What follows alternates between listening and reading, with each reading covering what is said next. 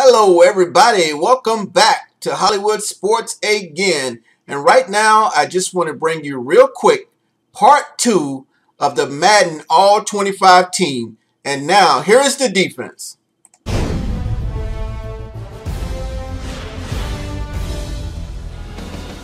Sean Taylor, again, he was the complete package. He really had it all. Great against the run, great in coverage, and was a big-time threat in the running game. He was able to play sideline to sideline. 6'3", 220 as a safety.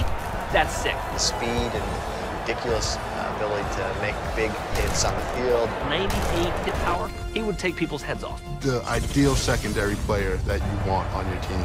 Such a dynamic player, and he's kind of the ultimate video game safety. Brian Dawkins, Weapon X. I mean, this guy was a turnover machine. He was a beast in that year's game. He was an absolute monster. Brian Dawkins is one of a handful of guys who dominated the field. His ability to patrol the field, lay big hits on the field, to play sideline to sideline. He's got 95 hit power. He's got 95 zone coverage rating. So he's good against the pass, and he's good to lay the wood. He's just one of those guys that's going to make this team very difficult to play against.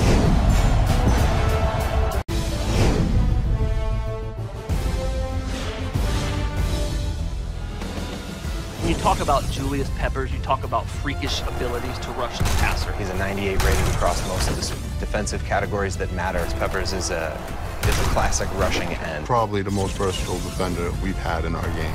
His finesse moves are off the chart. Yeah, Julius Peppers is definitely the best weapon to stop those mobile quarterbacks. You put Julius Peppers on a quarterback spy, you will lock that guy down. Freeney wasn't beating you with straight power or anything like that. He was beating you with speed. Dwight Freeney was just such a monster in the game. Simply going to be the fastest defensive end in the game. Third and long, who do I want out there? I want Dwight Freeney out there. It doesn't matter if it's single or double coverage, you're going to beat it and get it on the quarterback. Freeney is going right around that tackle, and no one's going to stop him on me. I'm sacking whoever's in the backfield. And he could come at you at any point and just smash it. What I remember about Derek Thomas is sack after sack after sack. The thing about Derek Thomas was he was a very versatile pass rusher. The ability to beat tackles the way he can is just a very, very deadly weapon. He not only had the 99 finesse and speed moves, he also had 93 power moves. Having a weapon, like Derek is just, I can't wait to try it. The beauty of a player like Derek Brooks is that he's so versatile, you can use him a lot of different ways. He could stop the run, but he could also stop plays over the deep middle of the field. He's got 96 tackle ability. He's a good guy to stop the run. A real weapon on defense that can sort of make plays all over the field in every facet of the game. The thing about Derek Brooks was that he was a monster in coverage. He was able to do that better than anyone in that game. The guy's a weapon out there. He's almost like a corner at linebacker. Ray Lewis, a.k.a. the Equalizer. Big hitter, good in pass coverage, great in pass rush, just the leader of his defense. He had 85 speed, he had 99 tackle, he could do it all. He totally revolutionized the Madden defense for us. There was something about doing the hit stick with Ray Lewis felt so right. You won't find a better linebacker than Ray Lewis. And the perfect spokesperson for fear the defense.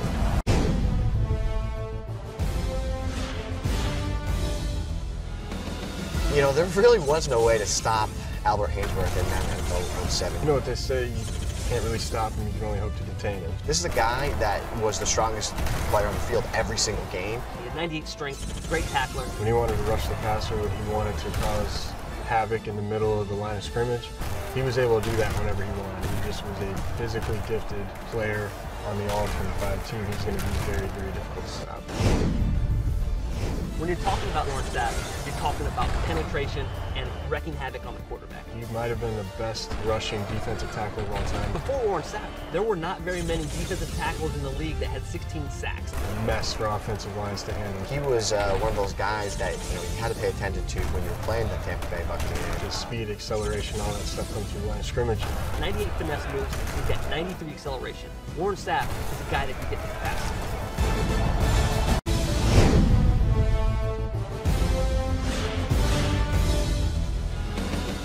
Champ Bailey is probably one of the best stop-and-run corners. Champ excels in being the well-rounded defender. He was a beast. I watched him every week. He was a great lockdown corner. Much bigger guy. He's got He's got the weight, and he's really disciplined. If the person you're playing against is stupid enough to throw at him, you're going to most likely get either a breakup or a pick. Champ will kind of bait you into making that play and take the ball away, as we've seen him do so many times. Besides that absolute top-tier wide receiver, there's no one that could give him problems. Now I have two of the best corners that the game's ever seen, and you're going to be able to have complete lockdown coverage. It's going to be ridiculous.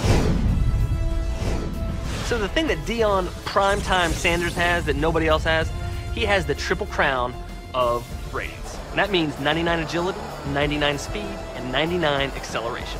Potentially the best corner of all time. He was literally out there to shut down the passing game. His defensive coverage just lights out. That guy is as fast and as athletic as it gets in Madden.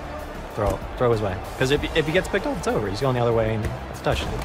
You're never going to throw the ball at his side of the field, ever. You want to score a touchdown with Deion because you want to see the primetime dance. That's what it comes back to. All right, everybody, and there you have it. The All Madden 25 team. Again, thanks for watching Hollywood Sports. And as always, until next time, everybody.